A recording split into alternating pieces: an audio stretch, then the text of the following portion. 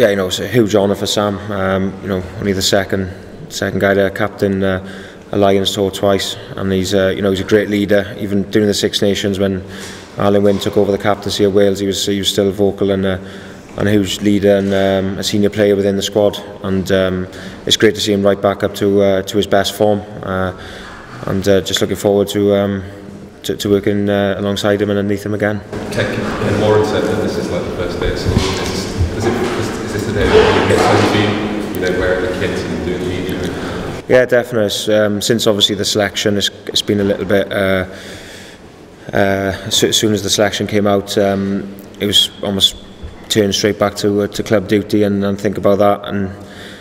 And so today is coming in, meeting a lot of the boys for the first time and getting to know them, having a chat, and obviously going through the kit and putting it on is sort of hit home that it's not quite a dream anymore. It's coming to reality, and we're 3 or 4 weeks away from a huge tour in New Zealand. And talk about the Scarlets there, a great result at the weekend.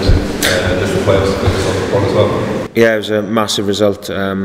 We spoke a lot when we were in the playoffs 4 years ago. We had a bit of a hiding off Treviso going into the semi-finals, which didn't give us any momentum, and we don't perform very well in derby games, especially towards the end of the season. So to put a convincing performance in against the Ospreys, getting a great result and having some great momentum now going into the semi-final against Leinster in Dublin, which is going to be a very tough game.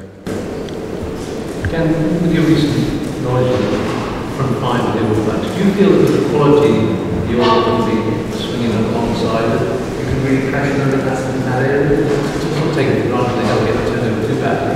Do you think you could? Yeah, I think so. I think the quality of, from a line-up perspective, the quality of second rows and back rowers who operate the line-up both in attack and defence, are some of the best in the world that we've got, and the scrummages and the props especially it's a phenomenal depth of squad that's assembled here, and we know how good New Zealand are. They got a lot of depth, and it's a huge strength of their game is their set piece work. And but looking at the guys just walking around over in the hotel there, the quality they're staying, having played against them during the Six Nations and throughout the last couple of seasons, it's it's a quality set of players in there.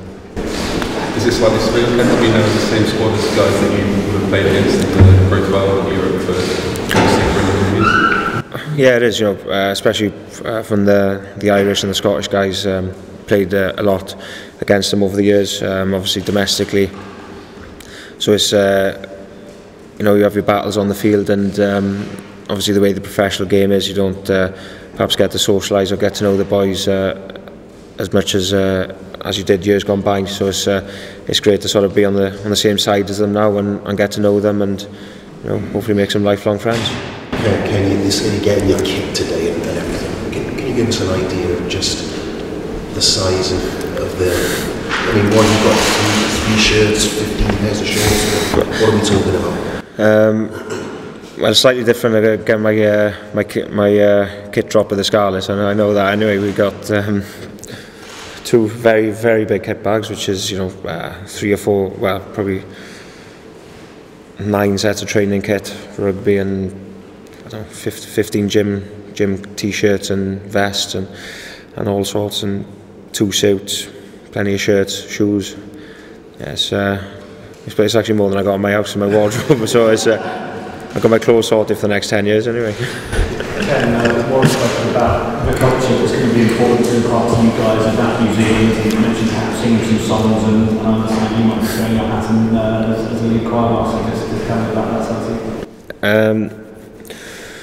Yeah, so with Wales we have a choir generally, especially when we go to World Cups and things like that. So you have a lot of go to dinners and public events, and people are sort of, especially in New Zealand, you'll be welcomed and with song and their culture. And I think from a Welsh point of view, it's been very beneficial to break down some barriers and show a bit of culture back to them. And from a Welsh point of view, it's singing. So we've had a choir when we've gone on tour and things like that over the years. And I think the Scottish, the English, and the Irish have got some very good songs and hymns as well. So we may have an eclectic mix, but we haven't spoken about choirs or choir practice yet. But anyone do you think might be a handy one to get in there with you? Well, Lee Halfpenny is always a strong go-to, but I'm expecting some big things from Stuart Hogg, really. When you play against teams like that, and you see the line-up, different skills of Toji and crew, it's so comforting that you're actually throwing two of them rather than trying to avoid them this time. And how quickly can you learn about their idiosyncrasies, the way they like to get forward, the way they time, what is that together? Obviously,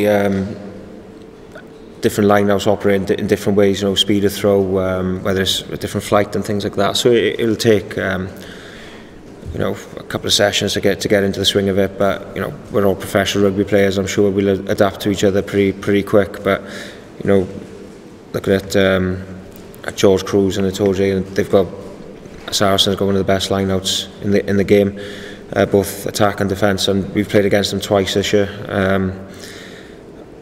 And it is difficult, but you know, it's, I haven't seen how athletic they are, and you know, the other guys there, you know, Peter Amani, Alan Wynne-Jones, the talent's there, like I said, and I'm sure it won't take long for us all to gel together. And you know, Steve Borthwick, you know, his record with England's line-out especially is phenomenal at the moment. So it's, you know, we've got great coaching staff there with the knowledge and the talent to back it up. Can you talk about the kit for a second? Is the one thing that's maybe not in there the thing that you want most of the test jersey?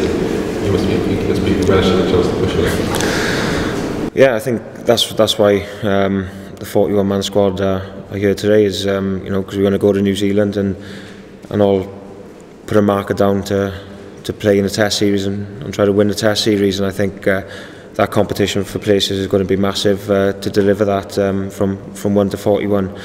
And you know, there's massive competition especially in the hooking berth, between myself, Rory and Jamie, and hopefully we'll all push each other so we're all in a position to be starting in that Test match. But you know, it's going to be every player's dream on the tour to put their hand up for the Test spot. You must feel a little bit of an edge there, and because Jamie hasn't started training, he's facing much as the last 20 minutes guy. Then Rory's got around the cap, so it's going to be a very interesting battle to try and get yourself. Yeah, it is.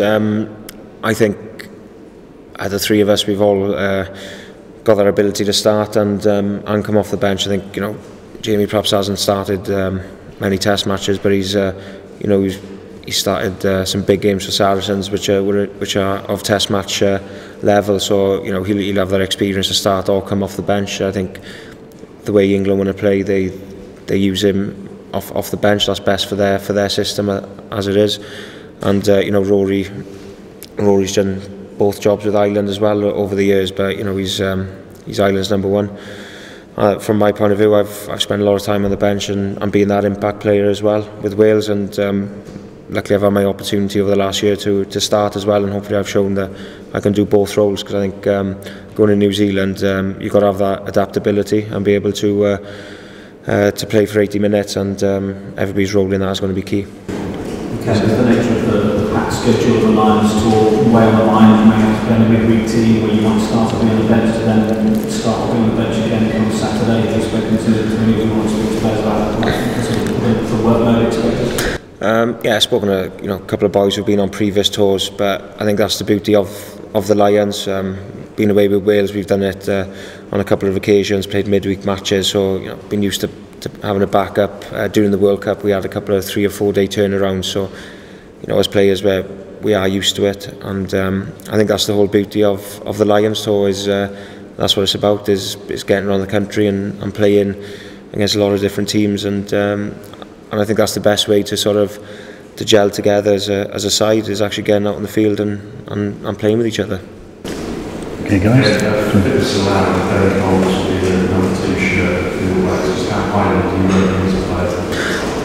I played against Dane a lot. We were at the same year age grade, around the 19s, and you know, he was a standout player then, and I think his skill set is pretty good. He's by far New Zealand's first choice hooker at the moment, and yeah, how he's developed over the last 4 or 5 years has been phenomenal, and he's rightly so up there as one of the best hookers in the world at the moment. Okay, thank you very much. Yes,